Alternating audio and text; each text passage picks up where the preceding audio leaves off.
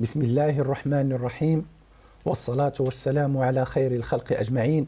أما بعد، نحن في حلقة جديدة من حلقات سؤال جواب.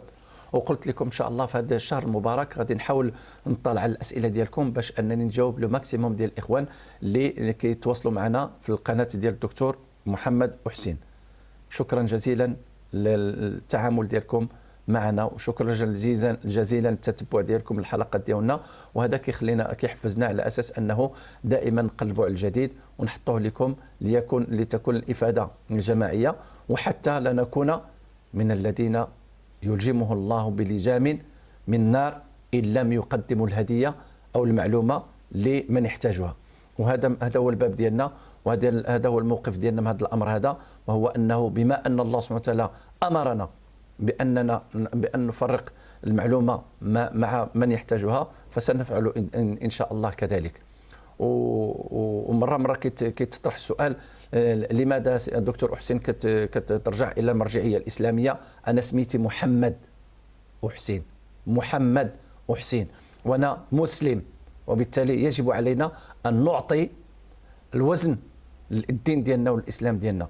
فإلا كنت هدرت بسميتو بان ارتيكل سيونتيفيك اللي جابوا اكس ولا ايكغيك، هذيك ما كاين حتى شي واحد اللي يلومني عليها. ولما كنتكلم بان المرجع ديالي او لا ريفيرونس ديالي هي القران، تيقول لك راه عندك مرجعيه اسلاميه، وشنو هو المشكل؟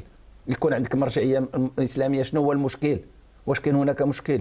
بالعكس، المغاربه وكاع الامه العربيه المسلمه خصها تفتخر باننا نحن مسلمين ومن امه محمد صلى الله عليه وسلم، وسنناضل على هذا الباب، وسنبقى دائما تحت لواء لا إله إلا الله محمد رسول الله في العلم ديالنا، في الأبحاث ديالنا، وفي كل ما يخص المجال الذي نحن متخصصون فيه، ألا وهو المجال ديال التغذية والصحة أو لا نوتريثيرابي.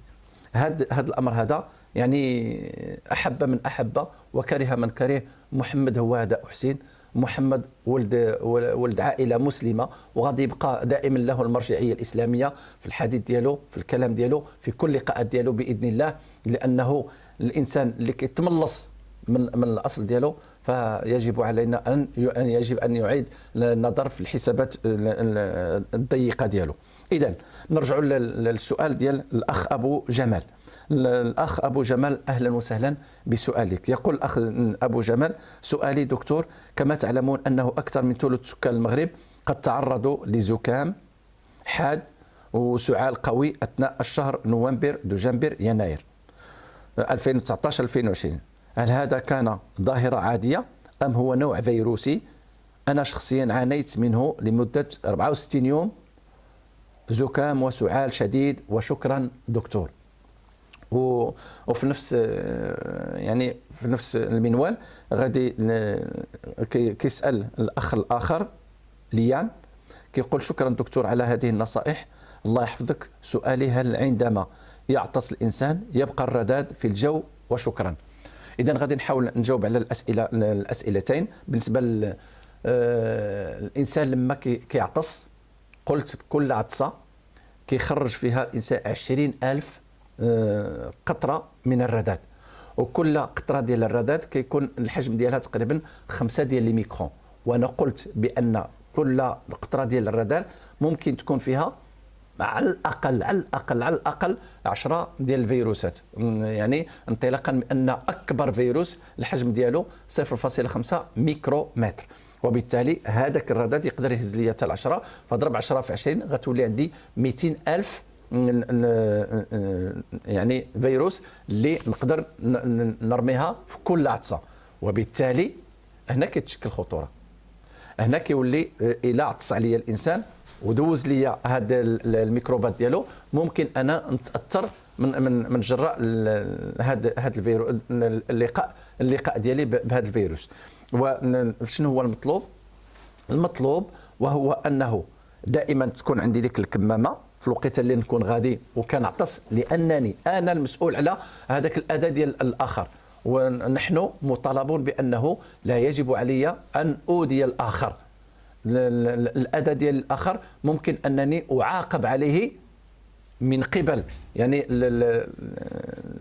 القانون وكذلك أعاقب عليه من قبل الله سبحانه وتعالى. إذا كل واحد كيعتص فيه أذى ممكن أنه يكون سبب لظهور ويلات عند بالنسبة للآخرين. فهذاك الرذاذ ممكن كما قلت لابورتي ديالو كتمشي حتى ل 1.2 متر، هذه كلها كتولي منطقة ملوثة. فحتى لا أوذي يكون عندي ذاك الكمامة. وشحال المدة الزمنية تختلف على حسب هذاك الرذاذ اللي كيكون في الهواء، وعلى حساب يعني لا دونسيتي ديالو. هو غالبا كيبقى واحد المدة ديال ما بين ساعة حتى ل3 سوايع سميتو الا كان الريح كيمشي به.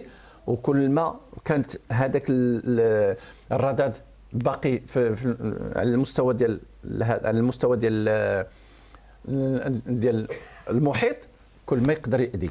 لكن الحمد لله الا كانت الشميشه حاره وما كيقدرش يسيبورتي الشميشه، والا كانت كذلك الجو جاف ما كيقدرش هذا يسيبورتي الجفاف. دونك الظروف اللي غير ملائمه ليه هو الجفاف ثم كذلك الحراره. وهاد الجوج الا كانوا مجموعين كيكون يعني المده الزمنيه ديال الحياه ديالو كتكون قصيره جدا. اما الا كان في واحد المنطقه يعني شنو كيقولوا لها شيئا ما رطبه ممكن انه يكون بعدها مشكل. اذا الرذاذ له مشكل والمده الزمنيه كتختلف من منطقه لمنطقه. كانت ديك المنطقه يعني رطبه او لا جافه، فهنا كيولي الوقت كيختلف من منطقه لمنطقه. وبالتالي التوخي الحذر وهو انه دائما خاصه في المناطق الرطبه نكون بعيد من الاماكن اللي غيكونوا اللي يكون حداها واحد الانسان اللي كيعطس. وكل ما بعدت غير كما قلت لكم على بعد واحد متر و20 فما فيها باس.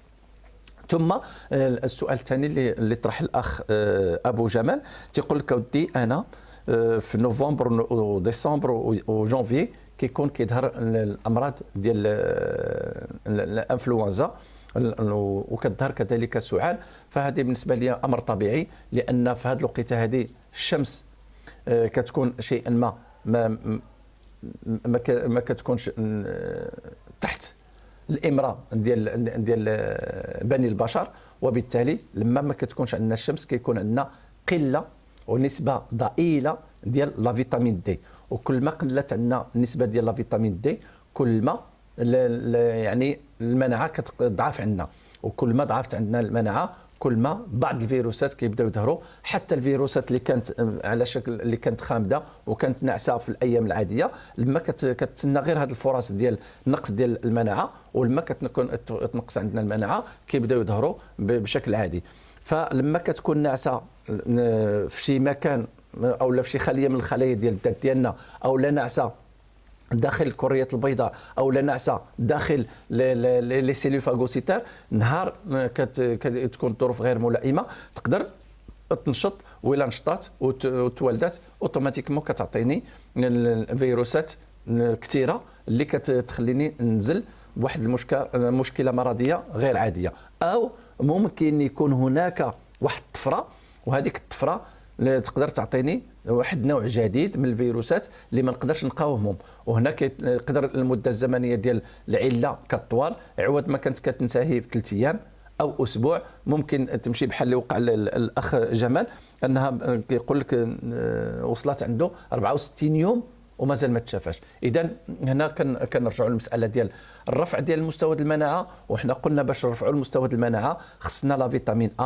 ولا فيتامين C ولا فيتامين D ولا فيتامين E ثم الزنك والسيلينيوم. هادو الا حطيناهم في البرامج الغذائيه ديالنا كون على اليقين بانه مره غادي نبوستيو المناعه. وكذلك الانسان ياخذ ليه حمام ديال الماء بارد، يدير ان شوك تيرميك، حمام بارد النهار الاول يحطو غير في الرجلين ديالو، ثم النهار الثاني الماء يولف يدور يوصلوا للركاب ديالو، ثم من بعد يوصلوا للحزام ديالو.